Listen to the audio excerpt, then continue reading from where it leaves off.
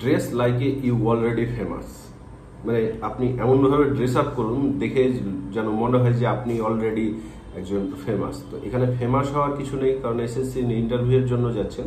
তো কি দরকার সেটা হচ্ছে dress like a you already A gentleman. আপনার এমনভাবে ড্রেস আপ শুরু করুন যাতে আপনার লুকসটাই জেন্টলম্যান হয়ে যায়। আপনি তো টিচার 2 মাস পরে হবেন, তো এখনই টিচার ভাবটা নিয়ে আসতে অসুবিধা কোথায়? সেটাই আপনাদের বলেছিলাম যে শার্ট পরা শুরু করুন। আপনি যদি ফিমেল হন তাহলে শাড়ি, সালোয়ার কামিজ এগুলো পরা শুরু করুন। অ্যাকচুয়ালি আপনি যেটা পরে ইন্টারভিউ বোর্ডে যাবেন সেটা এখন থেকে শুরু করুন। নিট অ্যান্ড ক্লিন থাকুন, একটা জেন্টল ফেস নিয়ে আসুন, এবং এই যে আপনার মনের মধ্যে সারাক্ষণ এই সমস্ত বিষয়ই চালনা করতে থাকুন। ঠিক আছে, বারবার নিজের মনের মধ্যে প্রশ্ন উত্তর পর্ব শুরু করুন, এবং সেগুলো কিভাবে আপনি করবেন। অ্যাকচুয়ালি আপনি কোনো ইন্টারভিউয়ারের কাছে গিয়ে প্র্যাকটিস করছেন, অনলাইন ইউটিউবে দেখছেন, এই যে আমি আপনাদেরকে গাইড করছি সেগুলো দেখবেন, কিন্তু সব থেকে আপনি এগুলো বুঝতে পারবেন, কিন্তু বোঝা এবং সেখানে গিয়ে পারফর্ম করা দুটো ডিফারেন্স রয়েছে। আপনি সমস্ত কিছু বুঝতে পারলেন কিন্তু প্র্যাকটিস করলেন না, তাহলে আপনার কিছু না কিছু একটা ভুল হবে। এই যে আমি এখন আমার ঘরে বসে আরামসে বলছি, এগুলো বলাটা অনেকটা সহজ, কিন্তু যখনই ইন্টারভিউ বোর্ডে যাব তখন ওই জায়গাটা এই সিচুয়েশনের থেকে একটু টাফ সিচুয়েশন হবে। তাহলে আপনাকে এখন অনেকটা বেশি প্র্যাকটিস করতে হবে যাতে ওই সিচুয়েশনে ভুল মিনিমাম হয়। ভুল তো আপনার হবেই, কিন্তু মিনিমাম হয়। মেজর অনেক বড় কিছু ভুল যেন না হয়ে যায়। সেটা বড় কিছু ভুল থেকে যদি আপনি নিজে অ্যাভয়েড করতে চান, তাহলে একটা জিনিস মাথায় রাখবেন যে ভদ্রতা কোন কোন বিষয়গুলো করলে ভদ্রতা লঙ্ঘিত হয় সেই বিষয়গুলোকে আপনার খেয়াল রাখতে হবে। এবং ইন্টারভিউয়ে আসার মধ্যে এই যে গ্যাপ, যে সময়টা পাচ্ছেন 1.5-2 মাস হার্ডলি পাবেন, এই মধ্যে আপনার নিজের যে চেঞ্জ চলে আসবে, তাতে একটা ভদ্র সভ্য গেস্টার, একটা ফেস, আপনার বিহেভিয়ার সমস্ত কিছু চলে আসবে। তো প্রতিনিয়ত প্র্যাকটিস করতে থাকুন, প্র্যাকটিস করতে থাকলেই এগুলো সম্ভব। এবার দেখুন কি কি বিষয় প্র্যাকটিস করবেন, যেগুলো প্রথমত আমি বলেছি, যেগুলো প্রাইমারি জিনিস সেগুলো শুরু করে দিয়েছেন আশা করি আপনারা। এবার ইন্টারভিউ বোর্ডে কীরকম ইন্টারভিউ বোর্ডটা হয় সেই সম্পর্কে আপনাদের একটা ধারণা দিই। দেখুন, ইন্টারভিউ বোর্ডে ইন্টারভিউয়ার যিনারা ইন্টারভিউ নেবেন সেরকম 3 জন 4 জন 5 জন 6 জন থাকবেন। ঠিক আছে, তার মধ্যে একজন থাকবেন আপনার সাবজেক্টের এক্সপার্ট, যিনি আপনার যে কোনো subject, physics, chemistry, math, history, geography, যে কোনো সাবজেক্ট, সেই সাবজেক্টের একজন এক্সপার্ট ওই বোর্ডে থাকবেন, যিনি সাবজেক্ট সম্পর্কে অনেক বেশি নলেজ আছে। আর একজন থাকবেন সাইকাইট্রিস্ট, একজন ডক্টর, যিনি সাইকোলজি ভালো বুঝেন। উনার দেখবেন যে সাইকোলজিস্ট যিনি থাকেন ইন্টারভিউ বোর্ডে, উনার মানে চুপচাপ উনি বসে থাকবেন, আপনাকে অবজার্ভ করবেন, আপনার সঙ্গে কোনো কথা বলবেন না, কোনো সাউন্ড করবেন না, চুপচাপ বসে থাকবেন। আপনাকে A to Z জাজ করবেন উনি। ওনার অবজারভেশন অনেক বেশি তীক্ষ্ণ হবে। ঠিক আছে, আপনি যদি ইন্টারভিউর সঙ্গে কথা বলতে বলতে ওর মধ্যে ঢুকে যাচ্ছেন, তো আপনি বুঝতেই পারবেন না যে একজন এইরকম ব্যক্তি আছে। ঠিক আছে, তো উনাকে নিয়ে ভাবার কোনো দরকার নেই। আপনি আপনার কাজে ফোকাস করুন, উনি আপনার কে দেখে ঠিকঠাক জাজমেন্ট করে নেবেন। তো একজন সাইকোলজিস্ট থাকবেন, আর আরও বোর্ডের অন্যান্য টিচার থাকবেন, স্পেশালি প্রফেসর যিনারা ওনারা থাকেন। তো এবার মাথায় রাখতে হবে যে কি বিষয়, কিভাবে আমি প্রবেশ করব, কিভাবে কথা বলবো, কিভাবে শুরু করব, কতটা আমি ভদ্রতার লেভেলটা অনেকটা বাড়িয়ে রাখবো, ভদ্রভাবে কথা বলবো, কিন্তু এমনটি নয় যে মাথা ঝোঁকাবো। ঠিক আছে, মাথা ঝোঁকালে আপনার পার্সোনালিটি ডাউন হবে, আর যদি ভদ্রতা বজায় রাখতে না পারেন তাহলে অভদ্রতা হয়ে যাবে, সেক্ষেত্রে মেস আপ হয়ে যাবে। তো দেখুন, প্রথমেই যেটা হবে যে ইন্টারভিউ বোর্ডের যে রুমটা, সেটা ইন জেনারেলি একটু বড় হয়। ঠিক আছে, তো বড় হলে কি হবে যে আপনি ইন্টারভিউয়ারের কাছ থেকে অনেকটা দূরে থাকবেন, আর যদি রুমটা ছোট হয় তাহলে তো কাছাকাছি থেকে গেলেন, তাহলে আপনার সেই গলার যে ভয়েসটা, সেই ভয়েসটা একটু জোরালো হবে। কিন্তু জোরালো মানে এই নয় যে আপনি জোরে কথা বলছেন, রাগান্বিত, এরকম যেন প্রকাশ না পায়। ঠিক আছে, তো আপনি আগে থেকেই যদি প্র্যাকটিস করে যান, এইসব বিষয়গুলো কোনো ফ্যাক্টর হবে না।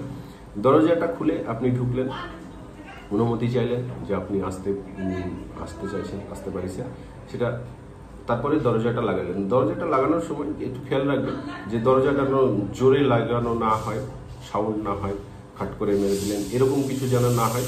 তো এই জিনিসটা অনেক সময় ভুল হয়ে যায়।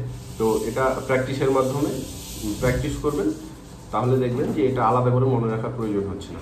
তারপরে আপনি গেলেন, আপনার সামনে একটা চেয়ার থাকবে, সেই চেয়ারের পাশে গিয়ে আপনি যেতে যেতেই যদি ওনারা বলেন যে আপনি বসুন, তাহলে বসে গেলেন। আর যদি না বলেন তাহলে আপনি ওখানে দাঁড়ালেন, চেয়ারে বসবেন না, কারণ আপনাকে বসার অনুমতি দেওয়া হয়নি। তারপরে ওনারা বসতে বলবেন, তখন আপনি বসবেন। বসার পরে এবার আপনার যে বসাটা, সেই বসাটারও একটা ব্যাপার আছে যে আপনি কীভাবে বসবেন। সিম্পল বসবেন, সোজা থাকবেন।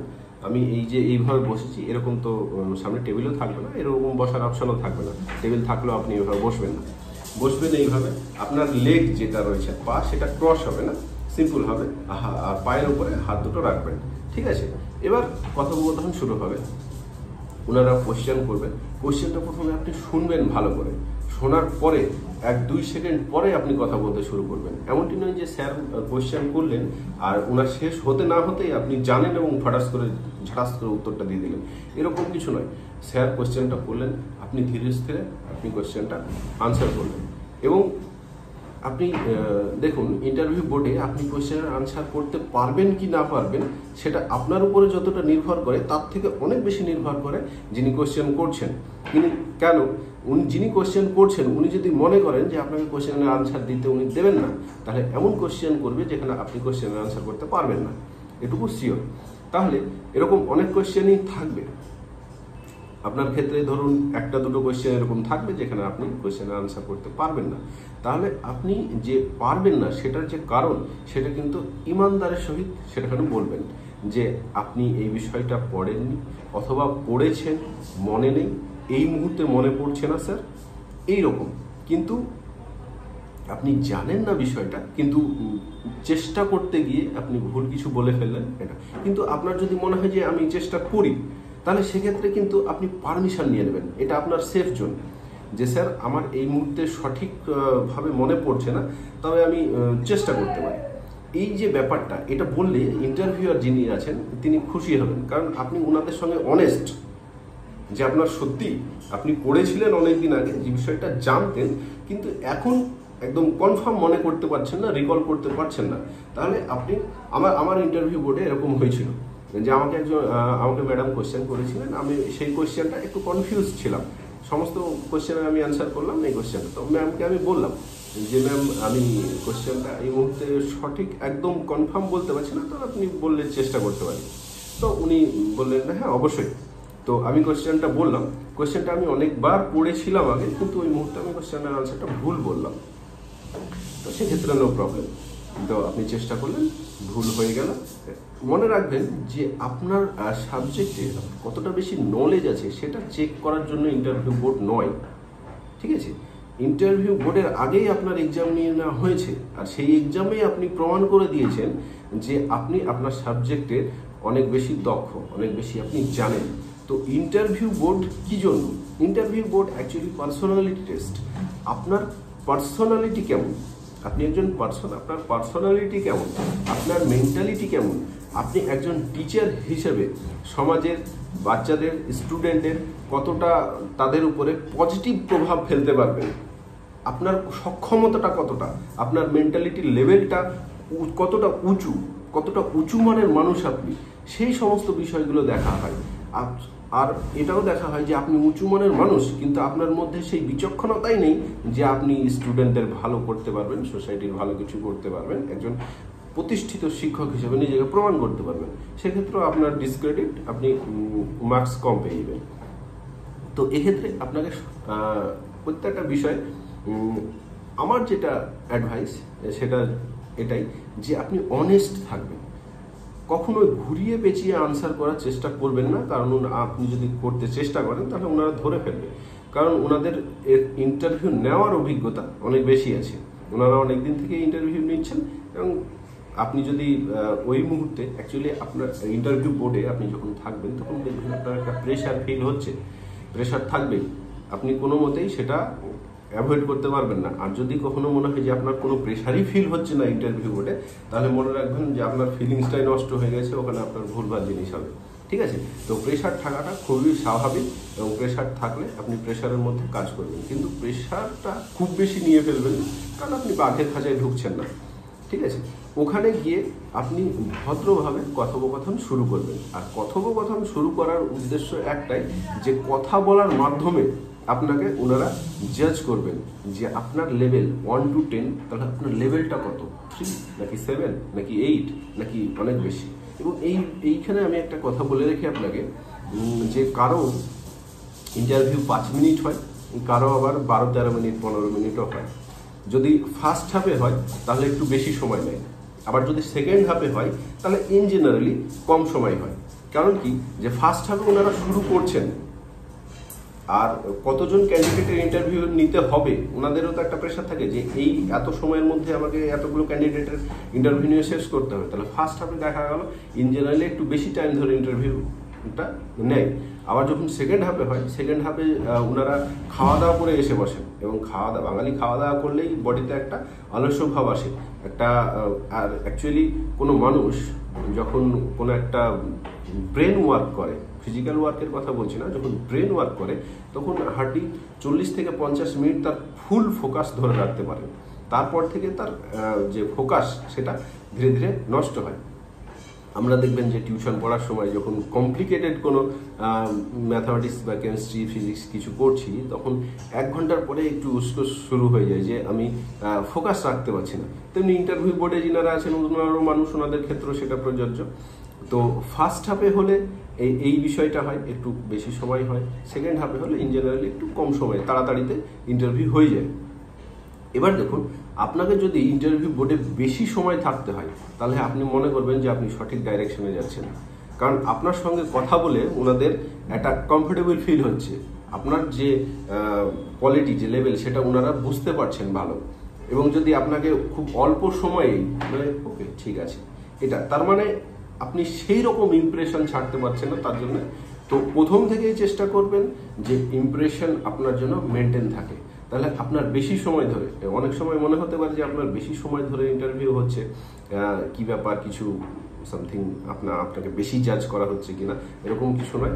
আপনার পার্সোনালিটি, তা আপনি ওই জায়গাটাই আপনার পার্সোনালিটি দিয়ে ইমপ্রেশন ছাড়ছেন, সেই জন্য আপনার হয়তো 2-3 মিনিট আপনার সঙ্গে বেশি কথা বলছে। তো কথা বলে, ওভারঅল কথা বলে ওনারা জাজ করবেন। এবং ইন্টারভিউ বোর্ডে প্রত্যেক ইন্টারভিউয়ারের আলাদা আলাদা একটা মার্কস দেওয়ার অথরিটি থাকে, কেউ 2, কেউ মানে প্রত্যেকের জন্য আলাদা আলাদা করে ভাগ থাকে। তো সে তার অংশের সে নাম্বারটা দেবে। সে উনি হয়তো আপনাকে 2 দিল, অন্য একজন উনি আপনাকে 1.5 দিলেন, অন্য একজন কেউ 3 দিল, 2.5 দিল, এইভাবে টোটালে যোগ করে আপনার ইন্টারভিউ কতটা নাম্বার হলো সেইটা আপনার ক্যালকুলেশন হবে। তো আবারও রিভিশন করে দিচ্ছি যে ইন্টারভিউ বোর্ডে ঢুকে ইন্টারভিউয়ের যে ব্যাপারটা সেটা কিভাবে হয়। আপনি প্রথমে গেট দিয়ে ঢুকলেন, দরজাটা লাগিয়ে দিলেন। মনে রাখবেন দরজাটা যেন জোরে বা অভদ্রভাবে লাগানো না হয়। আপনি হেঁটে গেলেন, যদি বসতে বলে তাহলে আপনি গিয়ে বসে গেলেন, এবং তাড়াহুড়া করবেন না, ঠিক আছে?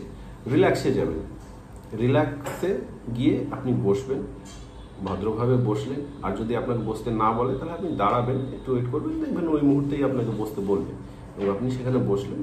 আপনাকে তারপরে কোয়েশ্চেন আনসার শুরু হবে। আপনি কোয়েশ্চেন আনসার এবং ভদ্রভাবে এবং কনফিডেন্টলি দেবেন, কোনো ঘুরিয়ে পেঁচিয়ে কোয়েশ্চেন আনসারের জিনিস যেগুলো বলবেন না। যদি আপনি না পারেন কোয়েশ্চেন আনসারটা করতে, তাহলে সেক্ষেত্রে আপনি অনেস্টলিভাবে বলবেন যে আপনি এই জিনিসটা পড়েনি। যদি না পড়ে থাকেন তাহলে স্যার এইটা আমার জানা নেই, আমি এই কথা, একটা কথা অবশ্যই বলবেন যে এইটা আমার জানা নেই স্যার, আমি এখান থেকে বেরিয়ে গিয়ে বিষয়টা জেনে নেব।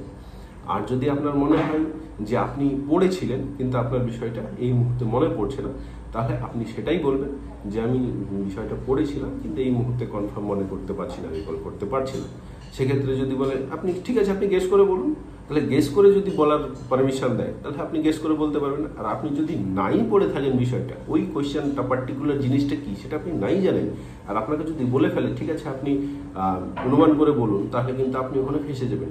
কারণ আপনি পড়েছেন মানে তো 10%, 20% কিছু তো একটা মনে থাকবে জিনিসটা, বিষয়টা কি, ঠিক আছে? তো আপনি ওই জায়গাটায় টোটালি অনেস্ট থাকবেন, এবং যখন কোয়েশ্চেন আনসার হবে একদম চোখে চোখ রেখে একদম আই কন্ট্যাক্টটা খুব ভালো করবেন।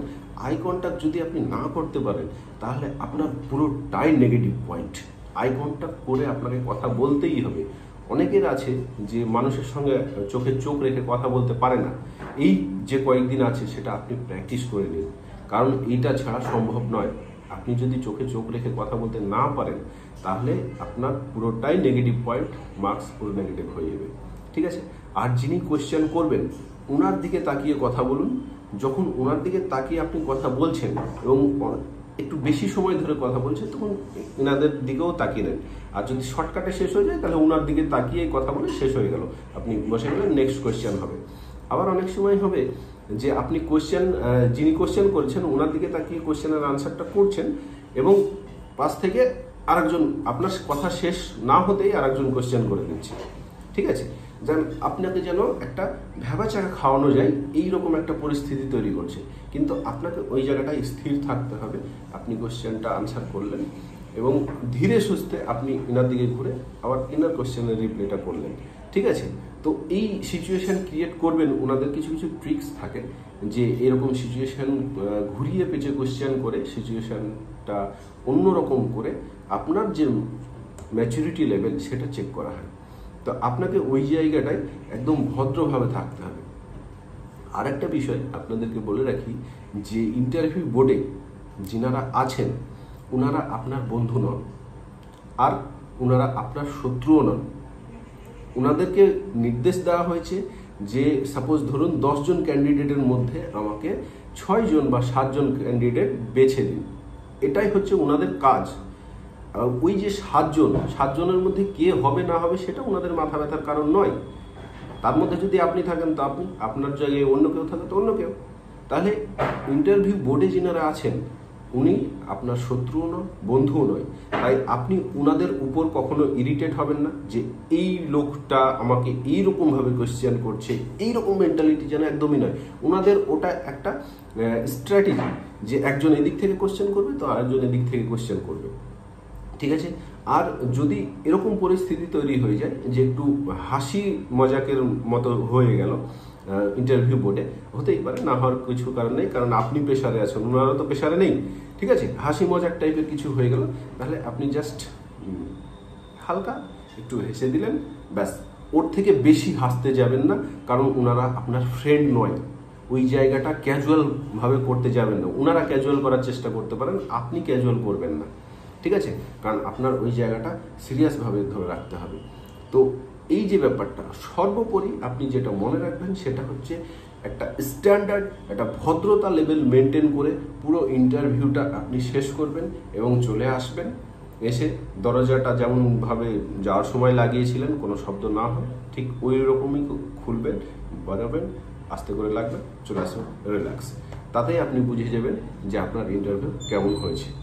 এবং যদি ইন্টারভিউ বোর্ডে কোয়েশ্চেন আনসার করার সময় প্রথমেই এমন কোয়েশ্চেন করে ফেললো যেটা আপনি পারলেন না, কিন্তু সেক্ষেত্রে খুব বেশি টেন্স হবেন না। আপনি যে কোয়েশ্চেনের আনসারটা পারলেন না সেটা আপনার অবভিয়াসলি নেগেটিভ পয়েন্ট।